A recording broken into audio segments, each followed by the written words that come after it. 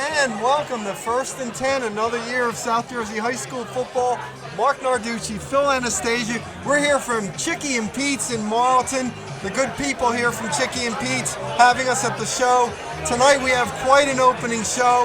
We have the Haddonfield Bulldogs, who are going to be represented by Frank Delano and Mike Carey. We have the St. Augustine Hermits, who will be here with Pete Lancetta and Isaiah Rakes. And Phil, it's good to be back with football. It sure is, Mark. I'll tell you, it feels like it wasn't that long ago. I was in MetLife Stadium for the first ever bowl games. Yeah. And here we are getting ready to start another season. Very exciting. Feels a little fall in the air, so it's very exciting to be here at Chickie and Pete's and get going on this season. You know, Phil, I think it's appropriate that we have Haddonfield here. I mean, what a season last year. 13-0, you have a Group 2 school that was the consensus #1 team in South Jersey. Just a remarkable season, and capped, in tremendous fashion for them with a victory over the fellow unbeaten team in Hillside, in the first ever South Central Group 2 bowl game. So a tremendous season for the Bulldogs, knocked off St. Joe, ended their 16-game winning streak. Like you said, 13-0, first 13-0 team in school history. And they come into the season, Mark, with a 17-game winning streak, which is pretty remarkable. And the other team we have tonight, St. Augustine, and Phil, I think the Hermits are going to make a serious run at the #1 spot in South Jersey. Well, they certainly have the opportunity to do that. I mean, they play a tremendous schedule. This is a loaded team. Pete Lancetta's third year. I think his program is in place, in terms of what he wants to do down there, the kind of team he wants to build. They have a lot of talent. They got a lot of young talent, and they have a schedule that affords them the opportunity in the regular season, like you said, to make a run at the top spot in South Jersey, and in the playoffs to really make their mark in terms of your state stature, because they're a non-public 4 and they'll compete against the North Jersey superpower. So really a great opportunity for the Hermits this season. Phil, not a lot of changes in South Jersey, but one is with the playoff system a little bit. This year now they're breaking it into just South and North, and you could be a South Jersey team playing Central Jersey. Right, now this is the second year they've had this system, Mark, where it was a North, Group Right. 5 was North and South, Group 4 North and South. And last year they took the top 16 teams and broke them into South and Central based on northern figures, which was basically the northernmost 8 teams would be in Central, the southernmost 8 teams would be in South. This year they're doing something different. There's something called snaking.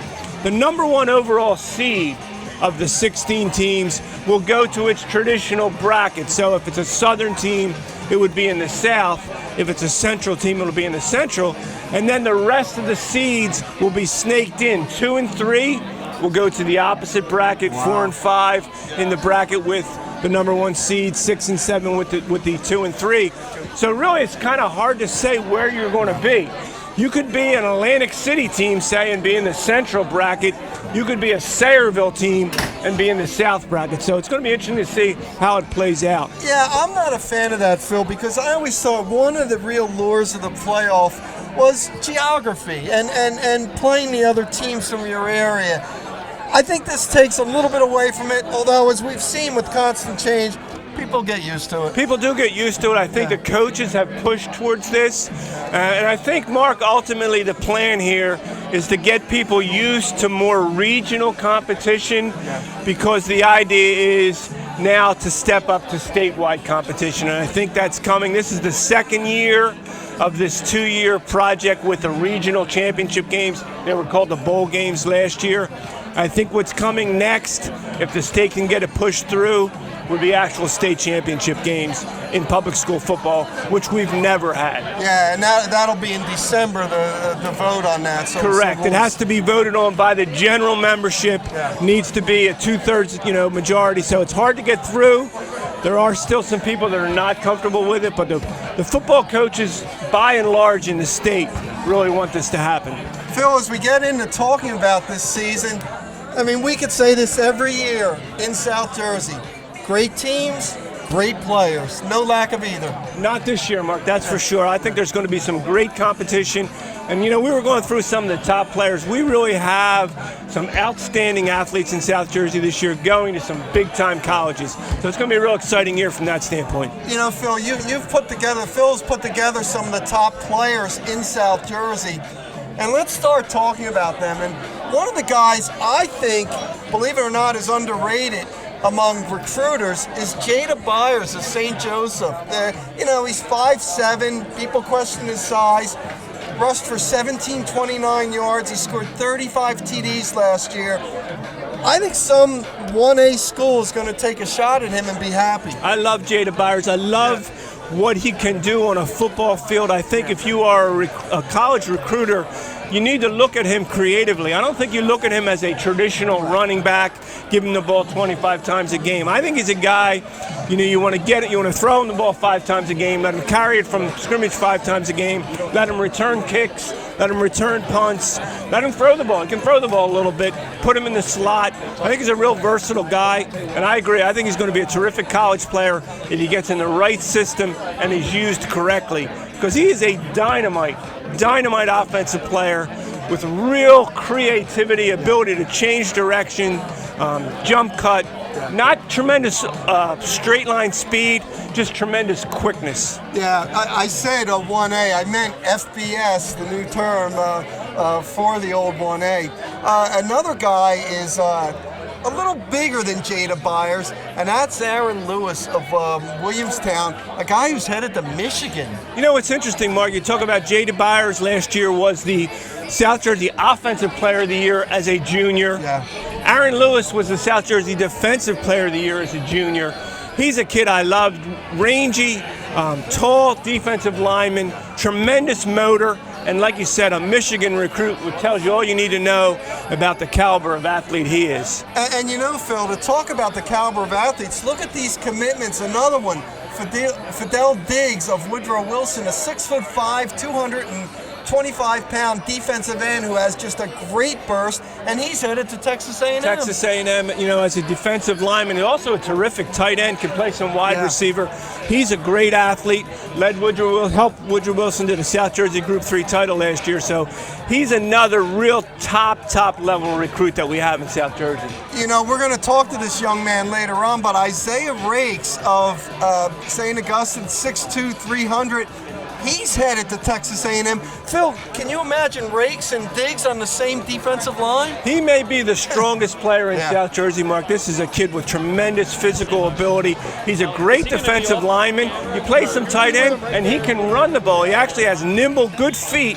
He can make cuts in space, gets himself in the end zone, too. So he's very much a guy to watch. You know, Phil, I think that maybe the best athlete among football players could be R.J. Moten of Delran, who can be a slot back, a running back, a receiver, a defensive back, which he was recruited by, and he's headed to Michigan. Another Michigan recruit, which again tells you the caliber of athlete he is. He also is a tremendous baseball player, Mark. He wants to play baseball at Michigan. He also could be drafted pretty highly next year because he has that speed and power as an outfielder. But yeah, he's a terrific player. And I think Delran is very much a team to watch this year, in large part because of him. Yeah, you know, they just barely missed qualifying for the playoffs, and I think we're going to see the Bears this year in the postseason. Of course, Moten led that Burlington County team to the Carpenter Cup Championship. Exactly right. He is a football, baseball guy, wants to try to play them both at Michigan, which obviously is not easy to do, but he's the caliber of athlete that could do it. Yeah. Now we'll go to Camden, where there's no shortage of talent among Wilson and Camden. Tariq Austin Cave, Phil, this guy is a tackling machine as a linebacker. 162 tackles last year, Mark. Averaged 13.5 tackles a game. Just one of these guys who's a rare combination of great physical ability, but great instincts as well. Just knows the game, studies the game. He seems to flow to the ball. Just has a tremendous nose for the ball. He's a Miami recruit. So again, that's the caliber of athlete we're talking about here. You know, that really is. You know, Miami has so many great players to recruit from in Florida, and to come to Camden and get a player like that. Tells you all you need to know. Yeah. And how about Tarheed Still of Timber Creek? Here's a senior wide receiver who's headed to Maryland, had 46 receptions for 800 yards last year. Just a tough guy to cover one-on-one. Terrific all-around athlete, and he's a guy who caught balls from Devin Leary. That's right. Early in his career, and now at the end of his career, he's going to catch balls from Donovan Leary, who's Devin's younger brother. So, Kimber Creek passing game, I think, is going to be back to where it was in recent years with Donovan Leary, a sophomore now, and of course, Tarheeb Steele kind of leading the way. Well, we're going to get back to talking about some of the great players in South Jersey, but here at Chickie and Pete's in Marlton, we have Mark Zamero talking among the crowd. Mark is going to be with us all year on 1st and 10. Mark, what do you have out there? All right, thanks, guys. We're here off on the side stage at Chickie's and Pete's. I'm here with the owner and founder and everything here at Chickie's and Pete's, Pete Soroki. Sorry, I almost messed it up. You warned me I was going to do that. How's it going today, Pete? I'm doing great. It's a little fall. Feels like fall in the air. It's a little chilly. Got a bunch of young football players here. This is just what it's all about. They were hungry football players earlier, not so much anymore. You've just been feeding them so much, and it looks like almost more than they can handle. They're starting to slow down a little bit. You know, you get 2 football teams, and they've grown pretty big in Jersey. And you bring them in after practice, they're going to eat. Yeah, well, we thank Chickies and Pete's for helping feed these kids, as well as TD Bank's community outreach program. Everybody kind of coming together to get these kids their fill. I mean, you're a fan of high school sports, so you know how important this is. I do have a high schooler, but he doesn't play football. He plays soccer. But I am a football fan. I played at Northeast High School as a child. I always go to my high school games. In fact, this Sunday or Saturday, I'll be at the William Penn Charter against Lansdale Catholic at Ocean City High School. I love high school football. Love it. Well, everybody around here seems to be working really hard. How much food do you think we've gone through here? You know, we probably did about 22 pizzas already. We probably did 40 pounds of potatoes, and they're still going. You're not going to stop these guys. You know, it's part of this testosterone, showing how much I can eat. It's like part of being a guy, you know? All right. Well, how about we check in here? We got St. Augustine's here. We got a bunch of kids just chowing down. All right, who's the biggest eater on this team? Me. I think I got him. All right, what's your name? Isaiah Rakes. Isaiah Rakes. How much did you eat today? I probably had like 2 baskets of fries, like 4 slices of pizza. And nobody could top that here? I ate double what he ate. So. And what's your name? Dennis Jacquez. All right, well, how much are you guys enjoying being here for this? It's crazy, man. I just love being around here. The atmosphere is crazy. All right, well, are you guys done for the night, or are you going to try to eat some more? I'm going to try to eat some more. Say anything, but the one guy has a Giants hat on. Oh, we can't have that, can we? We're in Eagles country. We are in Eagles country, but he looks bigger than me. We'll let it go. All right. Well, we're going to send it back to the other guys. These guys are still going to eat some more. Maybe we'll check back in with them later. Back to you guys. All right, thank you very much, Mark. Of course, we have to thank TD Bank, their community outreach program, for helping feed the football players, and there are plenty of hungry football players here at Chickie and Pete's. Mark Narducci, Phil Anastasia. We're talking top players in South Jersey. Hey, how about from Cedar Creek, Malachi Melton? He's headed to the Big Ten. He is, Mark, heading to Purdue, and I love Malachi. Max is his nickname. Very versatile kid, speedy, but also tough. Wide receiver, defensive back. His older brother is at Rutgers right now, Bo Melton. But Malachi really thought about going to Rutgers, but he's going his own way to Purdue. I think he's going to do very well there, but he's got another year at Cedar Creek, and I think they're a team to watch this year, Mark. Cedar Creek, very much a threat in South Jersey, too. Yeah, it's a team that's coming off a 4-5 season, and there's been really a lot of success there for Tim Watson and his team, so we do expect the Pirates to rebound from that. Well, another player, and I think an underrated player, Phil, from Millville High School, Solomon Deshield. Tremendous defensive player, Mark. I know he's known as a wide receiver, good pass catcher, but really makes an impact on the defensive side of the ball. He's headed to Pitt. Again, a pretty good example of the caliber athlete we're talking about. And it's interesting, he had 38 receptions last year. He had like 9 touchdown receptions, and you're right, he's being recruited for defense. Tremendous defensive player, like Tyreek Austin K, very, very instinctive player. Yeah, And our final guy that we'll talk about is from Cinnaminson High School, playing for Coach Mario Patrizi, is Cam Horsley, a big lineman who's headed to Boston College. Again, like Isaiah Rakes, one of the strongest guys around, two-way defense lineman, offense and defense, and he's been a big part of a Cinnaminson program that really has taken another step up, Mark. They've been very good the last few years, and I think they're going to be a contender again, in large part because of Cam Horsley. Yeah, and the thing is, Phil, there's so many great players in South Jersey that we couldn't even get. We only had to limit it to 10. So, and we'll be talking about more players and teams as we come back. When we do come back, we'll be talking to the Haddonfield Bulldogs, Coach Frank Delano, and two-way lineman Michael Carey, here on First and 10 from Chickie and Pete's in Marlton. Shelter dogs aren't broken. They've simply experienced more life. If they were human, we would call them wise. They would be the ones with tales to tell and stories to write, the ones dealt a bad hand who responded with courage. Do not pity a shelter dog. Adopt one.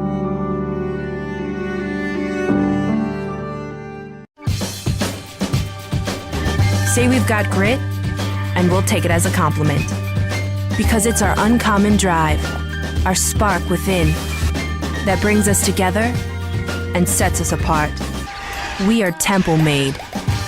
And when others take shortcuts, when others take breaks, when others take the easy way, we take charge.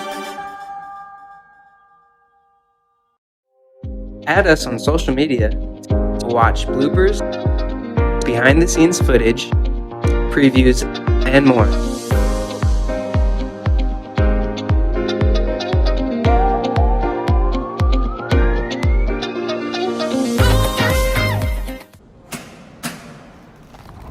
I work 13 hours a day, 6 days a week. So when I'm off the clock, I gotta get stuff done. So when I need a snack, I need something healthy, tasty, and easy to eat. Like wonderful pistachios without the shells. They're protein-powered, delicious, and great on the go. And that's perfect for me. Thanks, Liz. A woman without a lot of time. Whether you're a gourmet cook or just want to eat like one, visit Rostelli Market Fresh, your home for the freshest, locally sourced ingredients to please everyone who loves great food. Our organic meats, quality seafood, and free-range poultry are cut fresh to order. Chefs create culinary-inspired prep foods made fresh every day, which pair nicely with our vast selection of fine wines and spirits. Choose from handmade pastas, artisan cheeses, organic produce, and grocery items, all from the finest purveyors. Rostelli Market Fresh, from our family to yours. Hi, it's Angelo here at Chickies and Pete's. Let's see what's on the menu. How about mussels red and mussels white? Ooh. Crabs, and more crab. Philly-style sandwiches and handcrafted burgers. Ooh. The coldest draft and best selection of craft beer. World-famous crab fry. Ooh. Only at Chickies and Pete's. Where else? Welcome back to Chickie and Pete's in Marlton, where we're having a lot of excitement with football, a lot of football players, and we're glad to be joined by Haddonfield coach Frank Delano, two-way lineman Michael Carey, coming from the 13-0 Bulldogs. Frank, first of all, talk about what that meant, what that was like last year. Last year was obviously a special journey with a special group of guys. You know, that's everybody's dream, right? In the beginning of the season, okay, can we be undefeated?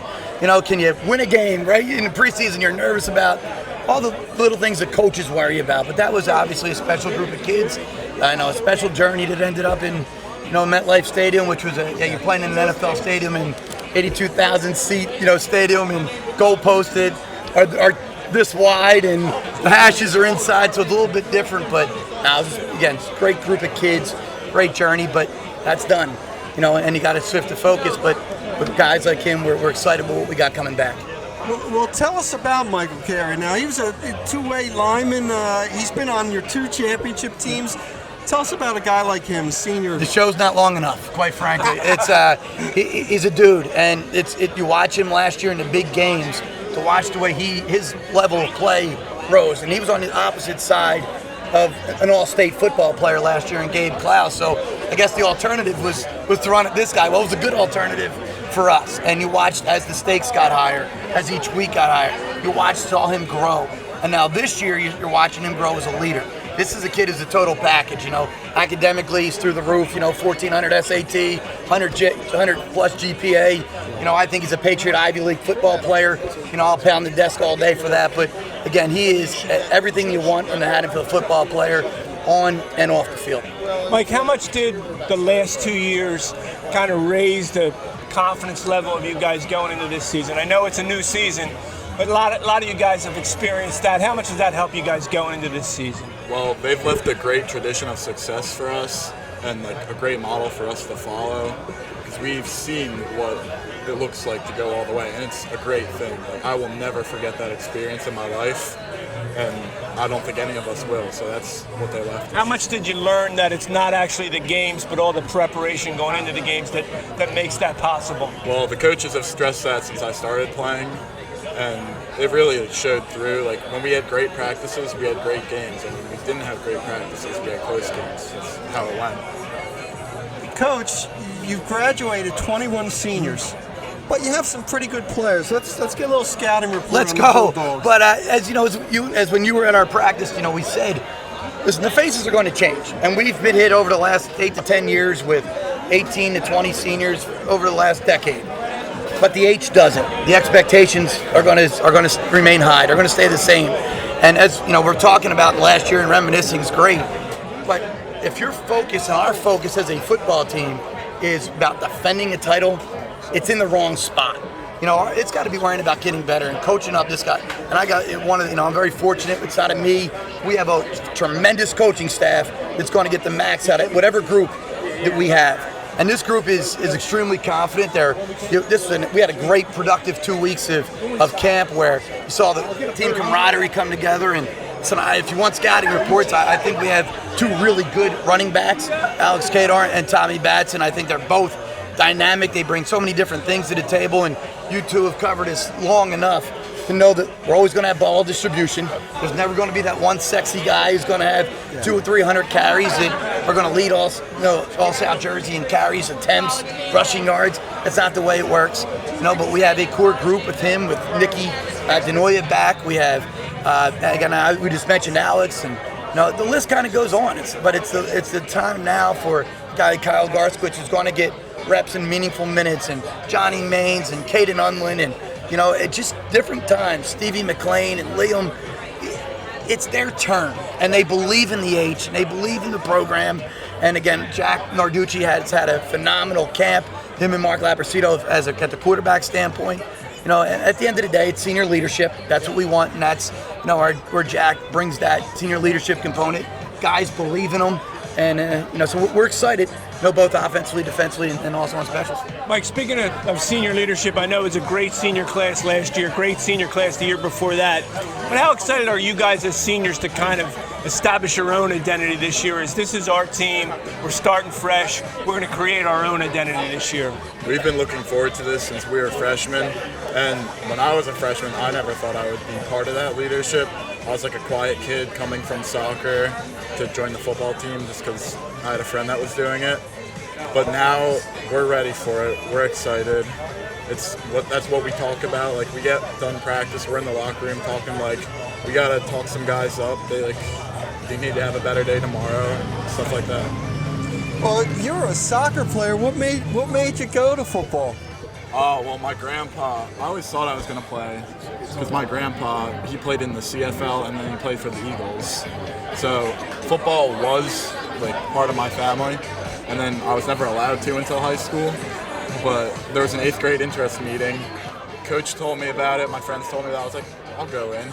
I got the papers and I just came to practice. Snuck into practice and Did you like it right away, or was there some adjustment there for you? It was a little scary when I had people like Will Murray laying me out the first couple days.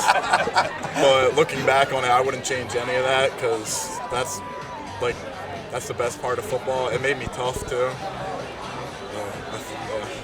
Frank, I'm sure you're glad that he decided to go to football. Yes. what made your season last year even more impressive was your schedule. You beat St. Joe when they were #1 in South Jersey. They had a 16-game winning streak. You obviously had to beat West Deptford to win the conference. How much of that schedule, and you have it again this year, kind of helps you as you get, as you go toward the postseason? It does get you game ready, playoff ready. Every week's kind of a playoff atmosphere. And if we're sitting here again, you're prepping any differently. Our prep for game one was the same as it was for MetLife Stadium. We're not going to change our game prep, but to play those teams, and obviously, and there's a lot of discussion right here about last year's football team, but again, that's their story, their journey, and no matter what happens, we're not defending that title. That's not it. It's about winning another one, because no matter what happens, nobody's going to that class next year, to their houses, if it doesn't end the way we want it to, and taking their rings, and taking their jackets, and taking their jerseys and championship gear. The reality of it is we just got to focus on each week, and I know it's coach speak, and that's but the reality of it is if we're worrying about MetLife Stadium right now, where we're worrying about week 4 against St. Joe, or week 5, or week 6, if you have stuff asterisks, you're going to be 0-5 at that point, getting to those things. So we got to worry about Pleasantville as a playoff team. We're going to play for the 3rd time in 14 games, which is tough to do. I feel like it's like a West Deptford round robin again, like that always seems to happen. So again, you play a team, there's familiarity right now, but I know we're excited. We are extremely excited about what we have going and what we have coming back, but again, we got to perform. We got to perform each week. Frank, the playoff system changed last year. It's changing a little bit again this year with the snaking. There's a lot of talk about perhaps going to an ultimate state championship for public school football.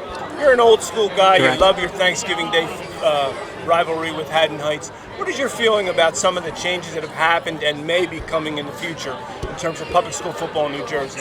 Listen, I don't think we have a choice. We're one vote and we're one voice, but ultimately it's just the reality of it that Thanksgiving means something. And when we started this 18 seasons ago now, 18 seasons, if we went 1-9, as long as one was on Thanksgiving, that we were good. I got renewed as a coach, but no, you got to think about the whole picture and about the high school experience for kids. And last year, as I pounded, and I was very voiced my opinion where you're going to sit there and make sure we maximize the opportunities for kids to play high school athletics.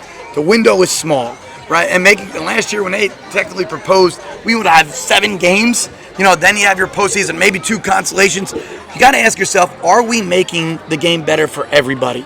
And I don't know how broke it is. We're trying to get to that true state championship. Hey, it is what it is. All I know is we've been fortunate enough to win the max that we can win 5 times in the state of New Jersey. We count that MetLife game, and that was a meaningful win for us to say we were 13-0 and have that opportunity. So, whatever they tell us to do, we'll just focus on it and tell us when to stop playing, and hopefully it is 13, or if it's 14, it would be fine too. Hey, Michael, you played in MetLife Stadium, where the Giants and Jets play. How cool was that? It was an amazing experience. First of all, the locker rooms were just like, wow. The Bears had to get out of our locker room the next day. Like, what are you doing? That's crazy. We're high school football players, and we had that opportunity. And then another thing I'll never forget is walking out onto the field and just, you don't even see the sky at first, you just see the stands. It's like, wow, this is just opportunity of a lifetime. Wow, quite an experience. Well, we want to thank you guys. We'll see you toward the end of the show as well. Frank Delano, Michael Carey of the 13-0 Haddonfield Bulldogs, although Coach says, no, we're not. We're 0-0. It's a new season, but this has traditionally been one of the great teams in South Jersey, and they expect to be for some time now. When we come back, here at Chickie and Pete's in Marlton, we'll be talking to the Hermits of St. Augustine right here on 1st and 10. Hi, it's Angelo here at Chickies and Pete's. Let's see what's on the menu. How about mussels red and mussels white? Crabs, and more crab. Philly-style sandwiches and handcrafted burgers. The coldest draft and best selection of craft beer. World-famous crab fry. Only at Chickies and Pete's. Where else? Shelter dogs aren't broken. They've simply experienced more life. If they were human, we would call them wise. They would be the ones with tales to tell and stories to write the ones dealt a bad hand who responded with courage. Do not pity a shelter dog. Adopt one.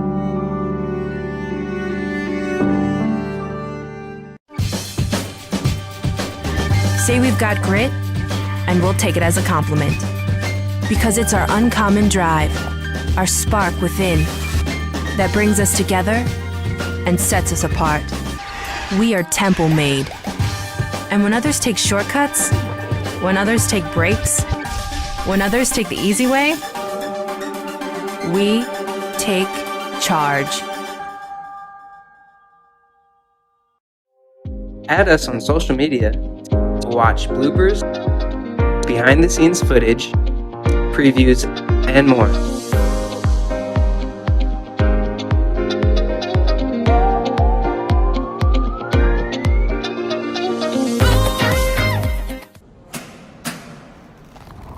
I work 13 hours a day, 6 days a week. So when I'm off the clock, I gotta get stuff done.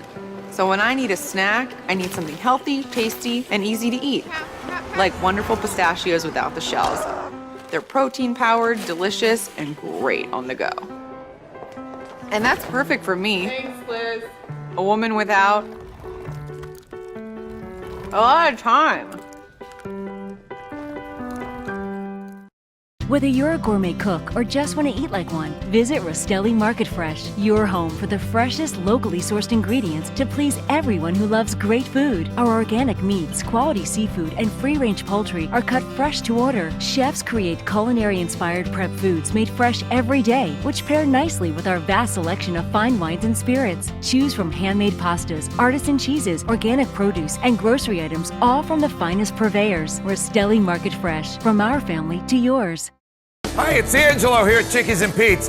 Let's see what's on the menu. How about mussels red and mussels white? Ooh. Crabs, and more crab.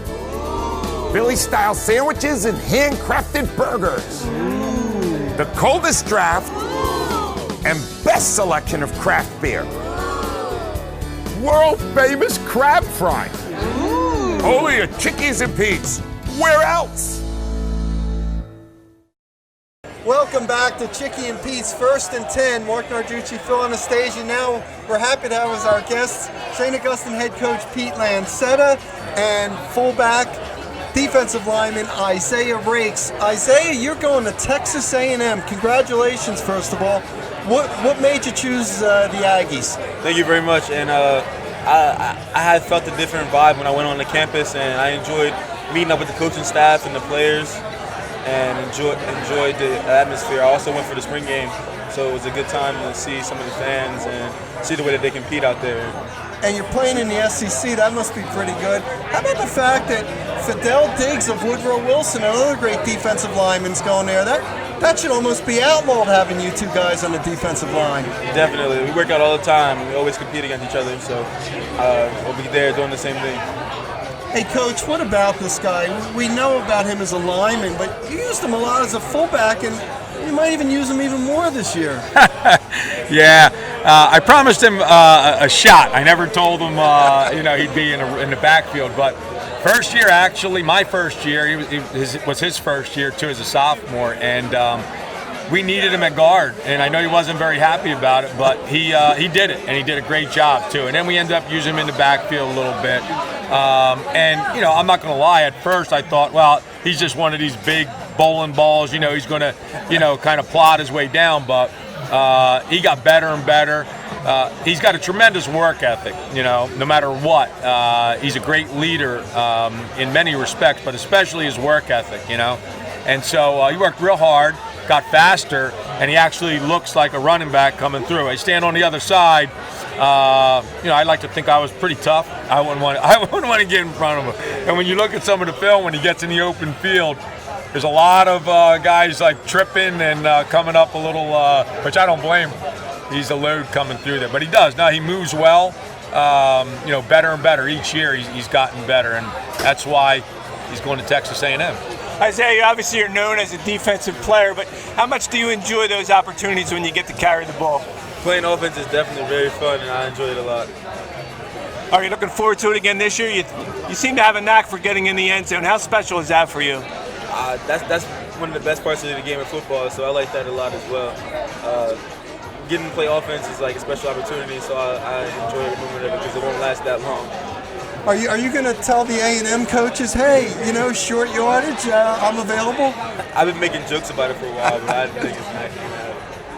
Hey, Pete, you're coming off a 7-4 season. I know you hate to hear this, but a lot of people think you can make a run at the #1 spot in South Jersey. Don't believe what you hear.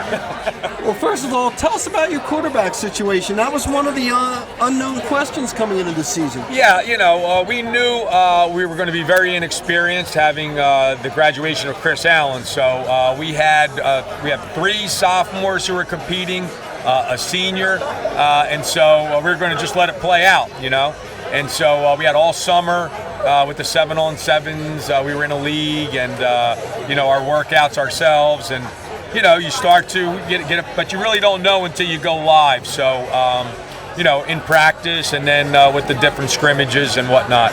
So, but ultimately you have to make a decision, And so we decided going into the first game it's going to be Austin Lehman, one of the sophomores, and Nasir Hill will also be in certain packages. He can't come off the field. He plays defensive back for us, receiver, running back. He played running back last year. And like I said, he'll be in some packages as the quarterback as well. But I'm excited. We're excited about Austin. We're going to go with him. But the other kids are going to continue to compete. And I tell all the kids this, every position, it's never settled until the end of the year. You're on display and getting evaluated every single week, so don't ever feel comfortable. Pete, your 3rd year now at St. Augustine. You spent most of your career at Hamilton. The first year was kind of a scramble. You got in late. 2nd year, you guys obviously a lot more settled. How much more comfortable you feel now, your 3rd year? It's almost like your kind of program. You kind of put in place what you want to build down there. Yeah. Well, it started like in the weight room, as each year it got more and more what I was used to, and so I could say honestly, I really felt comfortable during the off season. The kids bought in, and it's because of guys like Isaiah and the rest of the senior class who really realized that, lifting hard in the right way and working out is very, very important. And so they bought in, and the younger kids now come and they know that's the way it's got to be. Isaiah, you talked about the weight room. You look like you kind of enjoy that. How about that, and how much has that helped your game? The weight room is a big and important part of the game. Coach P definitely instilled that in us from day one as he came in, and changed the work ethic of all of us. Honestly, we now every day is a competition, competing in the weight room, competing on the field. So that's a big part of the game for us. Now you're a senior. How much do you take it upon yourself to be a real leader on this team? I like to lead the team and push everyone as much as I can, as much as possible. So that becomes a big part of my game as well. Pete, I know you opened the season with an interesting game against a Central Jersey power in State College, PA. Tell us a little bit about them and about how that series got started and how excited you guys are to be able to play against an out-of-state team. Out-of-state, yeah. So, what we were looking for was like a travel game every other year, and so we looked around and, kind of took our time, and then we saw this, ad, I guess, for looking for a game, another team, State College, and then did some research, and we knew that they were a formidable opponent. But you never really know exactly, how good they are. So last year they came to us, and it was a good game. We were right there. Probably should have given this guy the ball when we got down inside the 10-yard line once here. I could kick myself for that. And this year, and I think they made it to they lost to Pine Ridge. Great program. I think they may have lost to St. Joe Prep last year. They lost in the playoffs, but they went very deep into the playoffs both years. So again, we went and watched them the other night. They're just as good as they were last year. But we're traveling. We're going to go stay overnight. Thursday night, we're going to play Friday, and some of the families and their sons are going to stay and catch a Penn State game the next day. So, that's. Hey, we'd love to win the game. We're going to do our best. I just wanted it to be an experience for the kids. Speaking of Penn State, you told us off camera Penn State was one of the schools you were considering. How was recruiting? We hear all these stories. It can be hectic. It can be crazy. Did you enjoy it? recruiting was very fun in the beginning, you know, getting all the offers and getting known and all your hard work paying off. But after a while, you know you got to make a decision. So it just gets starts to weigh down on you, and you got to figure out what college is going to fit you best because your future depends on it. Playing time, schoolwork, the major and all that. So it does get hectic towards the end. Well, when you made your decision, did you almost feel like the weight of the world was lifted off your shoulders? Yeah, it felt good to definitely narrow it down and then to pick my school. It felt like I knew where I was going. At first, I was kind of lost. You know what I'm saying? Wow. Pete, you guys obviously play a very, very challenging schedule. How important is that to you to have this kind of challenge? You know, in terms of trying to raise the level of the program, you know, you're challenged pretty much every week. Well, I think that's why he came, you know, because of the schedule. I think that was a big reason, and I think the kids really look forward to it, you know. And so it's important because if you ever want to have a chance to play with the teams up north, you know, you gotta get prepared for it, and the way to prepare for it is to play tough teams, and so that's what we do, you know. I want to win as badly as the next person, but you know, I'm not worried about my win-loss record. You know, we're gonna you know, play. These games are fun. You know, it's you know, it don't feel fun preparing. You know, I'm not gonna lie. You know, you get nervous, but the bottom line is, you know, we're playing quality opponents for the most part, week in and week out. And so, and then what we have waiting for us up in North Jersey in the playoffs, you know, so we're playing what? The parochial is one of the top 6, I think, in the whole country. Sure. You know, so there aren't many programs that could say they get to play a schedule like that on the high school level. So, you know, that's done purposely. Well, one of the things about those North Jersey superpowers, Pete, is that it's always been a real problem for the South Jersey non-public force to compete against those schools. And that's been a problem for St. Augustine in the past. You guys obviously competed very well last year, won a game, St. Joe Regional, which ended up being the #1 team in the state. You guys took them right to the wire. I know there's no such thing as, you know, sort of a moral victory, but did you take some confidence from that maybe you're starting to close the gap a little bit, or how did you kind of look at that? I don't know, but it was a moral victory for me, whether I should say that or not. I was very proud of our kids to be able to go toe-to-toe with them. And we had some breaks in the game, but hey, our kids made the breaks. Bottom line is, it was 16-8, and we had the ball with under 8 minutes to go on their 45-yard line. So, however it happened, it happened. And the point is, to the kid, it can be done. You know, it can be done. I mean, I'm not saying, you know, we're right there, certainly, but it's possible. And so, you know, that's what we're working to. That's what we're striving for. That would be unbelievable if and when we can ever pull that off. Isaiah, how much confidence did you guys take from that, going toe-to-toe with St. Joe Regional, and now going into this year thinking, hey, we can compete with those guys? It felt pretty good to know that we can compete with them, which we believed the whole time, especially preparing for it, knowing I mean, they put their pants on the same way we do, so we're going to go out there and compete with them toe-to-toe and give it the best we got every play. Well, you guys, a lot expected of you. I know you're excited for the season. We wish you the best of luck. We thank you for stopping by here on 1st and 10. Pete Lancetta, Isaiah Rakes of St. Augustine, the Hermits, expected to be one of the top teams in South Jersey this year. When we come back, we'll talk to former Lenape head coach Tim McInerney. He knows a little bit about winning a sectional championship. Right here on 1st and 10 from Chickie and Pete's in Marlton. Images and video clips is another great way to showcase your product during your live segment. Let viewers see how good you really are. And most importantly, there's you and your interview. For less than the cost of a newspaper, direct mail, or a magazine ad, you can leave our studio and within 48 hours have a permanent digital copy of your live segment to link to your social media, embed into your company website, or use in email marketing. Investing in your brand is so very important, and we can't wait to have you as a guest. Shelter dogs aren't broken. They've simply experienced more life. If they were human, we would call them wise. They would be the ones with tales to tell and stories to write. The ones dealt a bad hand who responded with courage. Do not pity a shelter dog. Adopt one.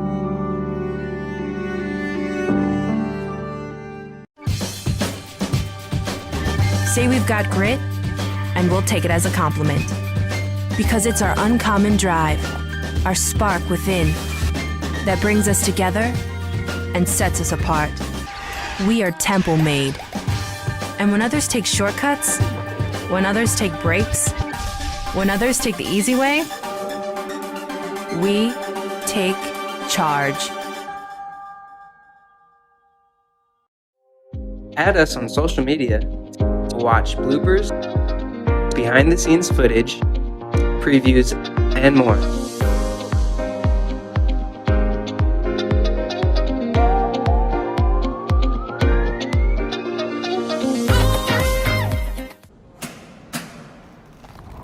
I work 13 hours a day, 6 days a week. So when I'm off the clock, I gotta get stuff done. So when I need a snack, I need something healthy, tasty, and easy to eat. Like wonderful pistachios without the shells. They're protein-powered, delicious, and great on the go. And that's perfect for me. Thanks, Liz. A woman without a lot of time. Hi, it's Angelo here at Chickies and Pete's. Let's see what's on the menu. How about mussels red and mussels white? Ooh. Crabs, and more crab. Philly-style sandwiches and handcrafted burgers. Ooh. The coldest draft and best selection of craft beer. World-famous crab fry. Ooh. Only at Chickies and Pete's. Where else? Welcome back to Chickie and Pete's in Marlton. 1st and 10, Mark Narducci, Phil Anastasia. You saw Mark Zamora earlier in the show. He'll be with us all season doing reports. And we have Tim McInerney, the ex-coach. I still have trouble saying that. The ex-coach of Lenape. How about it, Coach? You won your last game ever, winning the South Jersey Group 5 championship. That has to be a great feeling. It was. We had some great kids. It was a magical season for those guys. And you know, as I said, it's always fun to win your last game. Tim, you've been out of it for over a year now. What has it been what you thought it would be, or how has not coaching been? Well, as I say to my friends that are coaching, there's some things I miss. I miss the kids. I miss the coaches. You know, so there's some administrative things that you have to do as a coach that no coach, I don't think, you don't love to do, but you have to do. Some of the crossing the T's, dotting the I's, so to speak. I love the game. I still think, I hope it continues to thrive. I think it's great for kids, but I'm enjoying my time. You know, I stepped away to watch my guys. I got a son. It's going to be a sophomore at Shawnee, and I'm wearing the red, but rooting for the blue. It's going to be an interesting year for the McInerney household. That's for sure. Hey, Mark, you've done great work covering Burlington County the last number of years. We have a preseason Inquirer top 10. We have 2 Burlington County teams, Shawnee and Lenape. How about your thoughts on Burlington County football this year? Yeah, it's the usual suspects, of course. Lenape, Shawnee, they always seem to be near the top, thanks to one of these guys at the table here. But, you know, it is a lot of the normal teams that seem to have success that are going to have success again. I mean, we saw Willingboro win their first sectional championship in a long time last year. Yeah. They're probably going to be back this year. I mean, they're taking advantage of that Group 1 classification for sure, but they're going to have a powerful team. And, you know, there's going to be a couple teams that can challenge. Cinnaminson always seems to be in the running. They're going to have another good squad. You might see a surprise like a Northern Burlington make a push. Could be a fun year for Burlington County teams. Tim, how about your thoughts on just South Jersey football, the quality of it, and the top teams that you see around? Well, I've been fortunate. I've gotten to see some guys play. I mean, I saw the Lenape tri-scrimmage with Lenape, Kingsway, and West Effort. There was some smacking going on. I mean, those teams are getting ready to play. I mean, I heard last night, I think it was Collinsworth and Michael's talking about Pittsburgh Steelers getting ready to play football. I mean, there's 2 schools of thought. Getting ready, I mean, you know, you don't want anybody getting hurt, so you have to kind of back off a little bit. And then there's some restrictions you have. But you also got to be tackling people on September 6th. I mean, the game's still about bringing guys to the ground and blocking and tackling. So I've got a chance to see Lenape, as I said. I saw Shawnee and Absegami. Shawnee looks good. The first thing I noticed was the size up front. That offensive line. I think the smallest kid's their center, Abbott. Other than that, the 6'3", 6'4", you got the Jarvis kid at tight end, H-back. I mean, they got some dudes up front. So I think as Mark was, the perennials will be there. I mean, I think it's always fun to see who's the newbie on the block, so to speak, each year. Who's gonna pop their head out? Maybe Kingsway, right? I mean, they've been chomping at the bit. They made the playoffs last year. They had a tough loss to Lenape. Did they break through? You know, things like that. So Highland, opens up with St. We're going to find out real quick, as they say, against St. Joe's. So it's, as always, South Jersey football is always a fun thing to watch and follow. Tim, one of the things you mentioned is, that you have to practice your tackling, got to get kids to the ground.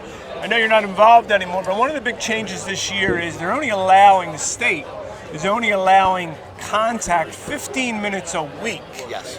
Once the regular season starts. As a former coach, would that have been a problem for you, or did you guys not really hit much more than that? It would have been a problem. Again, contact and tackling to the ground, two different things. I mean, the game is a contact game. Yep. You have helmets, you have shoulder pads. I mean, gone are the days of we're going to line up and do Oklahomas and bull in the ring type, where we're just going to line up guys 3 yards from each other, and it doesn't happen anymore. That hasn't happened in 10, 15 years, maybe 20. But you still need to rally to the football, and in doing that, there's going to be contact. I mean, tackling to the ground, you don't have to tackle the ground, but I think you got to be able to make contact with each other. The linemen have to block each other, and the D linemen have to get off blocks. And I mean, that sounds cliche, but those types of skills need to be practiced. I think it's gonna be interesting week 1. I think you'll see who has figured it out quicker on how to practice in the off-season week 1, on how to, tackling always tends to lag a little bit, but fortunately for defenses, offense tends to lag with execution in that week 1. So getting guys rallying to the ball is going to be huge for defenses. I mean, there's still other ways, though, you can be intense, I'm guessing. I'm not a coach, of course, but I mean, I've seen you run practices. I've seen how Shawnee runs practices. And, you're constantly looking at that watch and making sure the next drill is going off on time and keeping kids interested. I mean, how important is that? Well, that's they're kids, right? 15, 16, 17. I don't have much of an attention span. I don't think they do either. So, there's a lot of things to cover. That the coaches are always, and you have two great ones here tonight. I mean, people don't understand, I don't think, what that week, how much pressure's on week 1. You need to have your hands team in. You don't know if you're going to have to have an onside kick or go into double overtime week 1, but you could. So those type of things, but there are ways to do things. I mean, you can still old-fashioned hit the sled, tackle in bags. There's a lot more equipment out there to allow you to do that. You don't have to be doing helmet-to-helmet things, of course, because, look, my dad, I remember he used to call me after practices at least once, twice a week and says, the coach who gets a guy hurt in practice is not a good coach. You need your guys for Friday night and Saturday afternoon. That's quite a lesson that you're learning. You learned a million lessons, didn't you, from your dad, Vince McInerney, just a legend in South Jersey. Well, football, as he would say, he used to think, it's changed, it passed and be by. But at the end of the day, football is still about, the teamwork, the execution. It's changed a little bit. We see a lot more spread, a lot more ball going around the place. But as we say, you still got to get the guy on the ground. But my dad still realized at the time, you're coaching kids. You're coaching high school kids, and reality is, majority of these kids aren't going to play high school, aren't going to play past high school. Yeah. And to get those kids to rally, I mean, that's why. There's people wonder, the perennials, why are they winning year in and year out? And these coaches are the ones that gets kids to rally. Tim, I know you're not involved now, but there's been some changes in the playoff system the last couple of years. This is the second year now of the regional championships, what they were calling the bowl games. There's a lot of talk about the next step being a true state championship for public school football. What are your thoughts about something like that? I love it. I mean, I was a little, I don't want to say disappointed, but I thought they would go the distance last year. We all kind of know they stopped one game short of a true state champion. But Mark, you spoke of it. We talked about it during the playoff system. The bowl games were great. Yeah. I mean, they were better than I thought they would be. Absolutely, they really were. I got a chance to see a couple of the games, and the kids rallied. And you know what? You look who was in those bowl games. A lot of the perennial winners. who are coached by the perennial coaches that are there, who get their kids who understand. I mean, look at Gush at Shawnee. Yep. They ended the playoffs 2-6.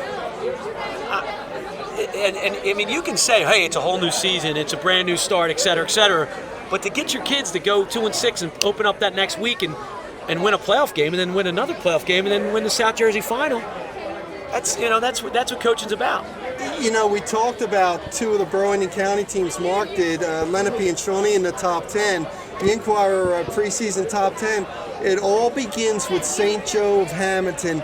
The Wildcats #1, St. Augustine, who we had on the show, 3, Williamstown 2, Highland 4, Highland opens with St. Joe, then Pennsgrove, Shawnee, Wilson, Holy Spirit, Lenape, and Camden. That's a heck of a job, Phil, in your top 10. Well, you know, I threw up against the wall and soul was going to stick, which I always do at the beginning of the year. People tell me that I do that all year long, but, you know, it's always a challenge. But, you know, like Mark said, it seems like every year the certain teams are always there. And as Tim mentioned, you know, you can't take anything away from the kids, but the perennial factor is the coach and the coaching staff. I think sometimes that's a little underrated. It's not just the head coach, it's the staff around him, and Tim could speak to that. The program he built at Lenape, obviously he was the head man, but how much did your assistant coaches play a factor in that, Tim? They're everything. I think more than any other sport. I mean, the relationships that coaches have with their position players, the coordinators aspect of the offensive coordinators, defensive coordinators. I was blessed with the guys that I had there. I mean, Woj there now played for me at Holy Cross and coordinated our defense in 16 and 17. You know, Gush's staff have been, my gosh, Gush's staff combined 150 years forever with Gene Schulman running the defense over there. You know, having guys that have your back and are beating the same drum with each other, not only in the coach's office, in the locker room. I mean, that translates to the field. And those things we talk about, these top 10 teams playing, I mean, we're going to find out early. We're going to find, and look, like last year, you can have 3 or 4 losses and be a pretty darn football team. You know, South Jersey sets itself up to make everybody go through a little bit of a meat grinder to earn their stripes. Yeah, we'll find out this week as St. Joe takes on Highland at Rutgers Saturday at 2 o'clock. Tim, thank you for joining us. Great. We'll see you. Mark, it'll be great to see you throughout the season on 1st and 10. And when we come back here at Chickie and Pete's, we'll wrap it up, our initial 1st and 10 of the season. Thanks, Mark. They would be the ones with tales to tell and stories to write. The ones dealt a bad hand who responded with courage. Do not pity a shelter dog. Adopt one.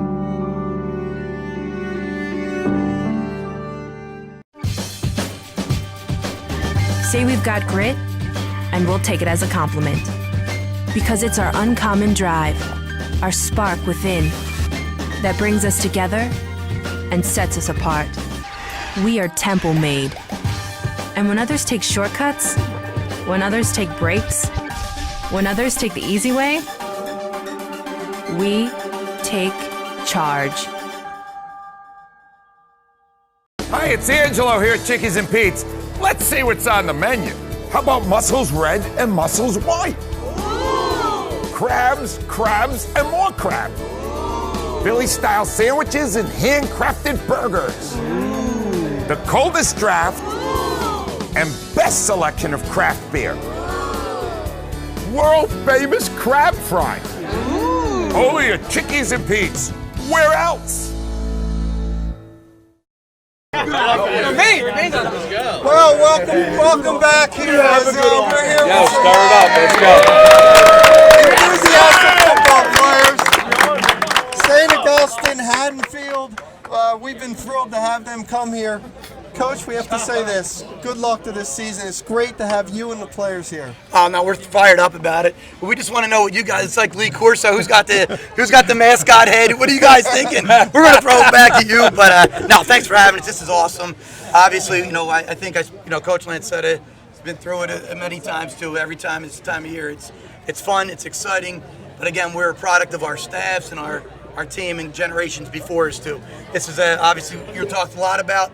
Our winning and our stuff over the past, it's a labor of 17 years, 18 years, and all the guys who came before us. So we're real proud of what we have, staff, players included, and it's a great night to be a part of. Pete, you've been doing it a long time. That's another way of saying you're old. How excited are you about this season, and how exciting is this to get started in another great campaign for you guys? Well, regardless of how long I've been, I still get the butterflies before scrimmages and games. I still love what I do, and these guys, I'm just very blessed because we have such a great group of guys.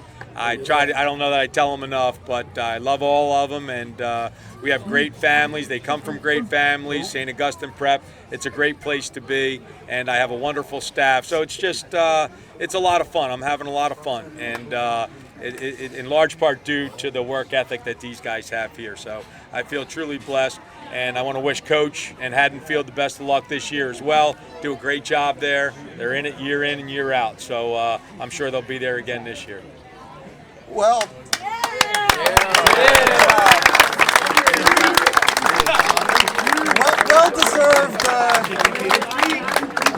well-deserved round of applause. Again, thanks, Coach Delano, Pete Lancetta, Phil, great to be with you. We'll be Monday nights every week, 1st and 10, as we'll bring you the best in South Jersey football. So from Chickie and Pete's, who were great hosts to us, we thank them, and have a great evening, everybody, and we'll see you throughout the season.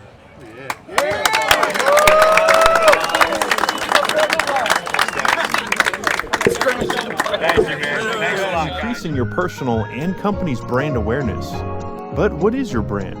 According to Forbes, it's a combination of your logo, your product, your design and feel, and your